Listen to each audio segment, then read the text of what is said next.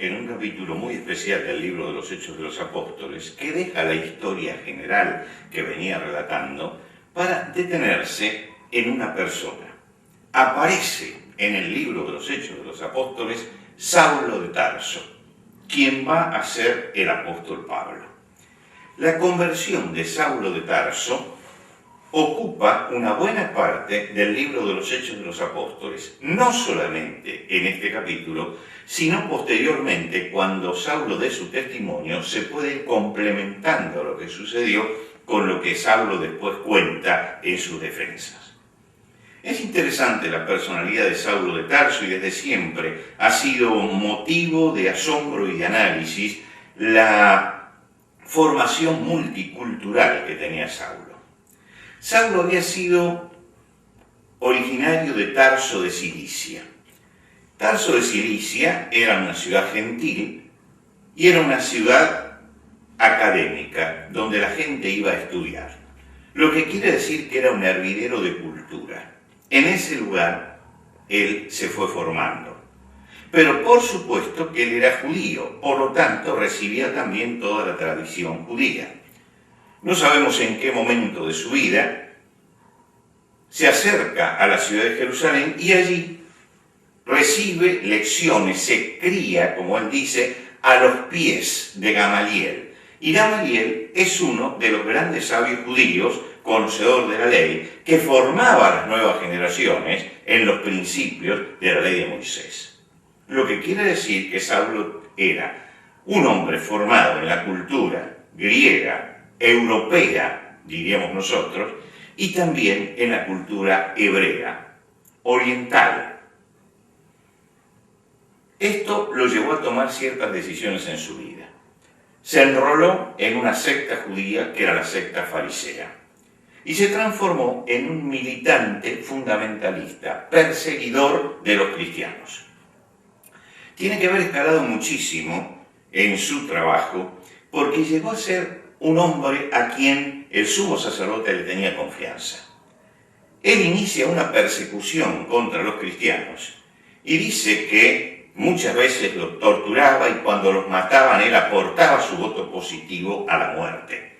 Efectivamente, aparece su figura oscuramente alrededor del martirio de Esteban. Ahora, este hombre tiene varias ventajas. Es un hombre de dos mundos, del mundo griego y del mundo hebreo. ¿Por qué Dios lo llama justamente en este momento? Porque en el capítulo 10 vamos a ver cómo la iglesia pega un nuevo salto. Y así como en el capítulo 6 había pasado de ser puramente judía y hebrea a evangelizar a los samaritanos y se da el primer salto, en el capítulo 10 nos encontramos con que se da un salto hacia los gentiles. Pero los gentiles son otra mentalidad, son otra forma de pensar. Hay que conocer el lenguaje para llegar a ellos. Y se necesita un hombre, y Dios está preparando al hombre que será el apóstol de los gentiles. La conversión es una conversión milagrosa. Dios lo encuentra en el camino a Damasco y todos conocemos o hemos leído la historia de cómo la luz lo enceguece y él se entrega a ese Jesús que lo está derrotando en el camino. En su conversión, ¿cuánto influyó la paz que él vio en la muerte de Esteban? ¿Cuánto influyó el contacto que él había tenido con los cristianos cuando los prendía y los torturaba y votaba su muerte? No lo llegaremos nunca a saber, pero es indudable que Dios había estado trabajando en su corazón en alguna forma y lo prepara para el gran salto que va a dar la iglesia a los gentiles. Cuando entra a la ciudad de Damasco, no entra como esperaba entrar. Él esperaba entrar como un triunfador, como un hombre que viene con cartas para perseguir a los cristianos. En la ciudad de Damasco había varias sinagogas, se iba a presentar en esas sinagogas, iba a comenzar en las sinagogas la persecución de los cristianos. El nombre de él era un nombre temible que se había extendido por todas partes. Por lo tanto, Dios tiene allí un hombre ciego que se ha entregado a Jesucristo, pero que necesita establecer un puente con la iglesia.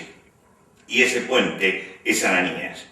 Ananías es el hombre de confianza de Dios. Así como Saulo era el hombre de confianza del sumo sacerdote judío, Ananías es el hombre a quien Dios lo llama para que lo disipule. Y ustedes van a ver que Ananías tiene sus reservas porque lo conoce quién es este Saulo de Tarso, tiene recelos, pero el Señor le dice: ve, porque instrumento escogido me es este para llevar mi nombre en presencia de los gentiles y de reyes y de los hijos de Israel, porque yo le mostraré cuánto le es necesario padecer por mi nombre. Dios tenía un propósito. Cada uno de nosotros que ha sido salvado por Jesucristo tiene un propósito. Dios tiene un propósito para nosotros. Así como lo tenía con Saulo, que lo preparó y lo llamó, y él le dice a Ananías: esto es lo que yo quiero hacer con este hombre. Dios tiene un propósito también para nosotros. Pablo podía rebelarse. Cuando él le cuente su conversión al rey Agripa, le va a decir: no fui rebelde a la visión celestial. Tenía la oportunidad de rebelarse, pero se dio cuenta que lo mejor era acatar la voluntad de Dios, porque Dios tenía preparado algo para él. Aceptó el propósito de Dios en su vida y fue el apóstol de los gentiles. ¿Cuál es la primera reacción? La primera reacción que tuvo Pablo cuando recibe la vista y cuando entiende los principios de la fe es ir a las sinagogas, esos lugares que lo estaban esperando con las cartas del sumo sacerdote para empezar la persecución, y predicar a Jesucristo. No podía dejar de compartir el mensaje que había recibido ni la bendición de Dios. Porque cuando Dios nos bendice, no podemos dejar de compartirlo con otros. Y Pablo lo hizo, se entregó realmente al mensaje, y allí comienza una historia que va a derivar en el gran misionero que se va a lanzar hacia Europa llevando el nombre de Jesucristo. Comenzamos la lección.